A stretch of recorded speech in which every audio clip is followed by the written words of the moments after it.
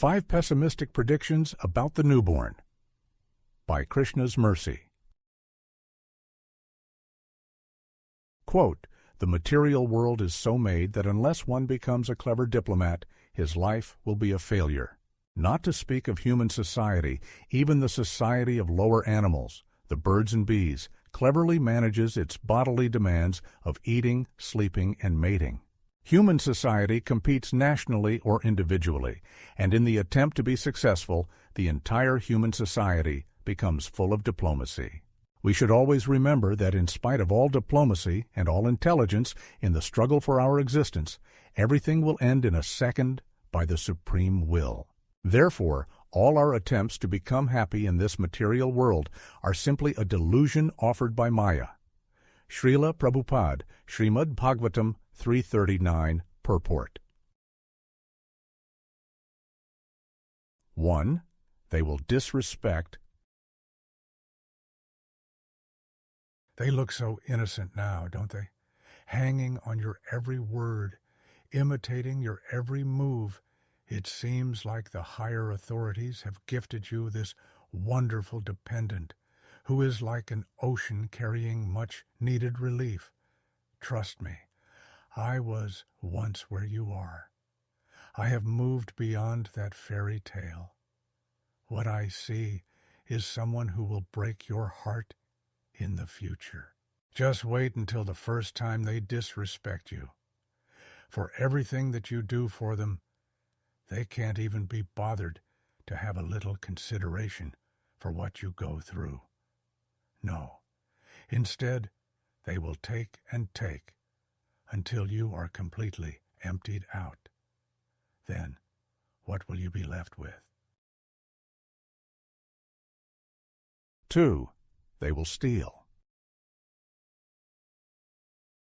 Oh, you are so happy, I can tell. You are willing to give this child everything. You will take a second job if you have to, in order to meet their every need, in order to fulfill the role of a loving, diligent, and attentive caretaker. There is no obstacle too great. That is fine. But what happens when this child steals from you? Don't think that it will never happen. They will figure out where you keep your money. They will justify their decision based on the abundance within the home, in how you spend lavishly for their needs. You never say no. So, what harm could result from the child simply bypassing the middleman? How will you feel then? What if they steal repeatedly? What if they don't care about your disappointment, your sadness, or your hurt feelings? It's not about the money, is it? It never is. Don't think it will never happen to you. I am just preparing you for the potential landscape that awaits the loving Father. 3. They will never appreciate.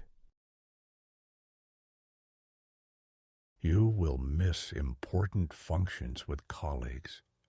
You will skip out on birthday celebrations for your friends and family. That vacation everyone else is going on, you promise to go the next time. You see, your child is everything. If you are not there for them, who else can fill the role? No, you are proud to be a father. You are ready for the responsibility. Well, what will happen when one day you learn that this same child has no appreciation for your sacrifices? They feel entitled to your undivided attention. They will not offer the same to you, though. You are now old and incapable. What good are you to anyone? The child is living it up in this world, while you are sitting there in the corner, alone and forgotten. 4. They will disavow you over petty differences. The many times you will change a diaper, wake up in the middle of the night to attend to crying, and tax your brain thinking of ways to keep them safe in this dangerous world. You will move across the country, desperate for a new job, even if it means that they can attend a prestigious school. You will move heaven and earth to see to their happiness. Then, one day, this same child will pretend that you don't exist. You see, you are voting the wrong way in the upcoming election. Your support for a supposed tyrant is unforgivable. The child now has children of their own. You will never get to meet those grandchildren. Those thousands of dollars spent on college tuition mean nothing now. Over something so petty as politics, this child has established themselves as an unquestionable authority. The same ones who were getting into trouble in school until you bailed them out. They are now the ones to lecture you about civility, tolerance, and decency. Never saw it coming, did you? 5. They will hoard the inheritance. Yes, you did well in business. You are leaving a considerable fortune behind. You will give everything to your spouse and child. As more children are born, they will get to share in the benefits. The only problem is everything will disintegrate during that time. You think that these siblings are best friends now, but just wait and see. Well, you actually won't see. That is the one area where you will be spared. But trust me, the inheritance battles are commonplace. You will never believe the level to which some of your children will descend, in how a piece of land becomes more important to them than honor, decency, and the legacy of their ancestors. Upon careful study of Vedic texts like Shrimad Bhagavatam and the teachings of His Divine Grace A.C. Bhaktivedanta, Swami Prabhupada, it is apparent that the viewpoint on marriage and family life is quite different from what the popular movies depict. Rather than a culmination of a long search for just the right partner, for bringing forth the next generation to be loved, to be nurtured, to be taught, and to be sent confidently and well-equipped into the real world, it is like falling into the worst kind of trap. The spouse and the children are like blood-sucking leeches, you see. The family man can look forward to fatigue, desperation, and an endless line of desires, where the expectation is that everyone be met in a timely manner. The above hypothetical review of the birth of a child to a family man shows there is potential for so much trouble. Vedic teachings anticipate this trouble, as it is one of the defects accompanying birth itself. That birth is for the individual soul. They are considered conditioned, or jiva, based on landing in the place of duality. As much as one person hopes for happiness, anticipation, excitement, and bliss in their upcoming married life, so there is always the chance that everything ends in a disaster. When there is birth, there must be death. Where there are winners, there must be losers. What goes up must come down. Sri Krishna teaches that happiness and distress are themselves like automatic fixtures, though taking turns in their appearance. The comparison is to the seasons and the specific weather conditions they bring. Matra sparshastu konte, shitoshna suktu hakta, agama paino nityas, tans titikshasva bharat. Quote, O son of Kunti, the non-permanent appearance of happiness and distress and their disappearance in due course are like the appearance and disappearance of winter and summer seasons. They arise from sense perception, O scion of Bharat, and one must learn to tolerate them without being disturbed. Lord Krishna, Bhagavad-gita 2:14.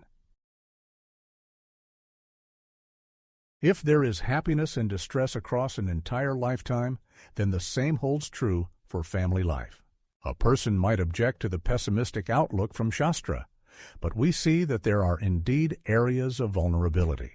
This holds for any type of interaction. If we are happy about starting a new job, if we are excited to relocate for turning a new chapter in life, if we are enjoying with friends and family. The reality is that unless the actual reality becomes known, located, and constantly remembered, illusion will take hold. For as long as we are in illusion, we are vulnerable to defeat. One Sanskrit word to describe liberation is apavarga. This is actually a negation of the word pavarga. Pavarga is thus life outside of liberation. This word refers to negative conditions like exhaustion, defeat, and death. Quote, "The word pavarga signifies our struggle for existence and our meeting with defeat, exhaustion, bondage, fearfulness, and, at last, death." Apavarga means that which can nullify all of these material conditions. Krishna is said to be the giver of apavarga, the path of liberation. Shrila Prabhupada, the nectar of devotion, Q59. Apavarga is removing the negatives.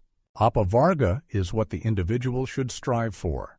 Whether they reach that end through remaining single, taking up residence in a remote cave, or holding their young children to maintain the pose for the family portrait at home, the end result is what matters. This is the purpose to the teachings put forth by those who know. Sometimes even the smallest ones can turn out to be the wisest, as was seen in the interactions between Prahlad Maharaj and his father, the leader of the Daityas. Shri Prahlad Uvach, Tat Sadhu Manye Survarya Dehinam Sada Samudvigna Dhyam Asad Grahat Hitvatma Patam Griham Andhkupam Vanam Gato Yadharim Ashrayet.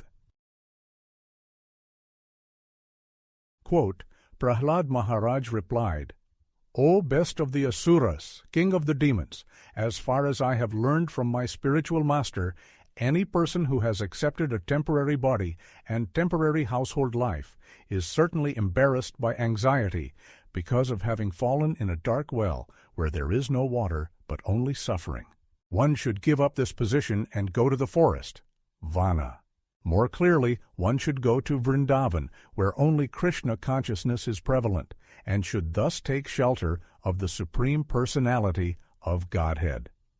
Shrimad Bhagavatam 7.555. In closing, so happy to be, eyes of newborn to see. But the realities just consider how harsh the pain to deliver. Maybe stealing carefully stocked provisions, completely shut off over political divisions. Better the reality now to accept, and efforts to liberation direct.